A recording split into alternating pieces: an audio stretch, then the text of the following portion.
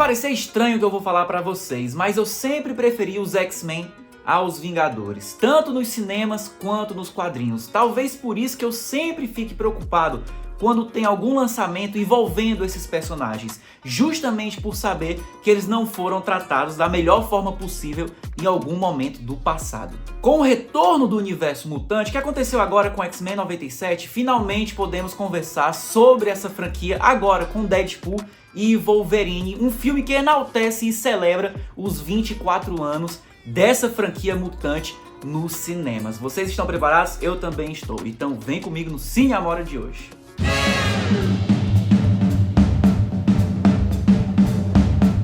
Ser fã da franquia X-Men foi um trabalho muito complicado, não só dos X-Men, mas também do Quarteto Fantástico e do Demolidor, justamente porque essas propriedades pertenceram ao estúdio da Fox e não da Disney, diferentemente dos Vingadores e de seus membros ali específicos, não é? No universo da Fox tivemos alguns filmes excelentes, outros questionáveis, falta de cores, alguns personagens que foram completamente renegados, mas eu preciso ser sincero com vocês. Tudo isso parece pequeno, quase irrelevante, ao considerarmos a construção dos roteiros, a dramaticidade e a narrativa envolvendo um elenco competente, liderado por Hugh Jackman, Patrick Stewart, Ian McKellen e muitos outros. Além disso, há um subtexto político extremamente relevante e atual para essa franquia.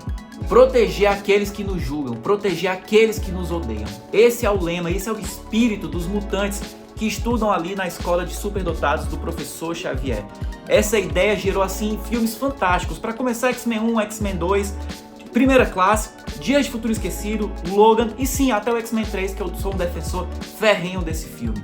X-Men 3, com as suas cenas de ação inspiradíssimas, considero bastante competente. É político, relevante e conclui a trilogia de maneira honesta, com drama e mortes que moldaram o universo dos Filhos do Átomo como um todo.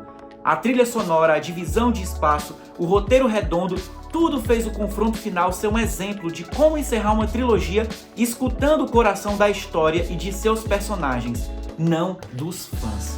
O que nos traz finalmente a Deadpool e Wolverine, a conclusão da trilogia do mercenário Tagarela. Filme que escutou aquele fã que tanto reclamou da falta de fidelidade dos filmes dos X-Men, mas que também tem a missão de falar sobre nostalgia. E não só de nostalgia, de trazer personagens que na trama podem até ser irrelevantes, mas para o nosso coração acaba sendo bom demais. É como ver um velho amigo. E não só isso. O filme, apesar de toda a metalinguagem, também fala sobre aquilo que deu certo e para onde foi aquilo que não deu certo. O limbo, o vazio, o desconhecido. O que vai para lá e não serviu para mim, pode ter servido para outros. O que não funcionou, aquilo que é um desperdício para muitos e para mim, pode também ter melhorado a vida de tantos outros. A vilã e seu grupo, apesar de apresentarem rostos conhecidos e empolgantes, funcionam como uma gangorra.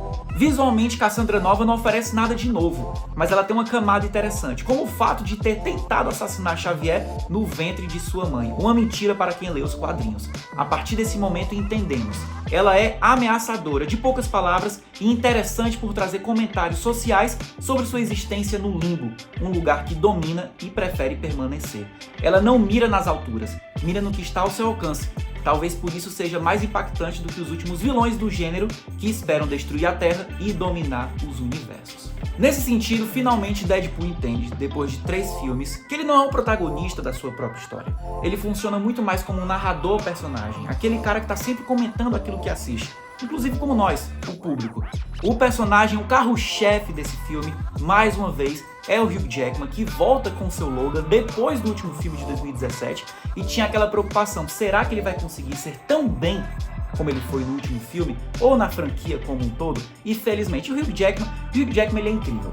Ele não só dança, não só sapateia, não só faz tudo no cinema de suspense, de romance, enfim, mas ele é o super-herói definitivo, é aquele super-herói que serviu de babá eletrônica pra muita gente, assim como o Tobey Maguire, ou então o Michael Keaton, ou então até o Christopher Reeve com o Super-Homem. O Hugh Jackman é o Wolverine e vai ser muito difícil superar isso, mas isso também podia ser um defeito pro filme caso o ator eventualmente se acomodasse com aquele papel. E felizmente ele não se acomoda. Ele interpreta aqui outro Wolverine, apesar de ter elementos daquele Wolverine que a gente cresceu assistindo, e sim, é extremamente original e respeitoso com o público que tanto adorou aquelas aventuras que ele passou anos atrás. Com direito a traje amarelo e cenas de ação surpreendentes, Deadpool e Wolverine arranca risos com piadas que exploram o universo dos super-heróis independentemente do estúdio que os comanda, e serve como uma narrativa construída na nostalgia. Comparado a No Multiverso da Loucura e Sem Volta para Casa, Deadpool e Wolverine se destaca por ser genuíno, ao reconhecer que é um filme baseado em quadrinhos, e isso o torna exageradamente divertido. Com muitas participações especiais, cores vibrantes, cenas de lutas estilosas e referências a Star Trek, Grease e Gossip Girl, esse filme serve além do entendimento do Deadpool para compreender o contexto em que ele atua. Assim, as piadas podem até envelhecer rapidamente, mas como um documento histórico, o filme se mantém relevante. É um comentário, uma despedida, uma carta de amor para falar sobre aquilo que deu certo e também para falar sobre aquilo que não deu certo, mas aqueceu o coração de muita gente. Antes da Marvel, dos Vingadores, do universo compartilhado que transformou o cinema, havia os X-Men, com atores comprometidos, diretores apaixonados pelo projeto e um estúdio que permitia total liberdade criativa aos seus realizadores, ignorando o clichê de você ter que assistir 200 filmes para assistir um só. Quando não tínhamos nada, tínhamos os X-Men. Quando passamos a ter tudo, percebemos que de certa forma perdemos muito também. Deadpool e Wolverine representa isso. É um filmaço durante sua exibição, mas que quando acaba fica a saudade daquele período de ouro da Marvel, não do filme em si. Deadpool e Wolverine nos lembra dessa época de ouro, do cinema de super-herói. Deadpool e Wolverine representa aquela montanha russa que a gente já chegou bem no alto e já desceu com muita adrenalina. E a gente sabe que vai ser bem difícil subir de novo. Confesso que como leitor de quadrinhos me surpreendi com essa vontade de abraçar o legado desses personagens e de entender que até os que fracassaram serviram de alguma coisa para alguém. Me emocionei um pouco com os créditos finais, comecei a sentir saudade ali mesmo de uma época em que tudo era mais simples e o cinema de super-herói tinha mais coração. Nesse sentido, Deadpool e Wolverine é muito safado por apostar na nostalgia. Acerta onde tem que acertar e acaba errando justamente por esse excesso da mesma nostalgia.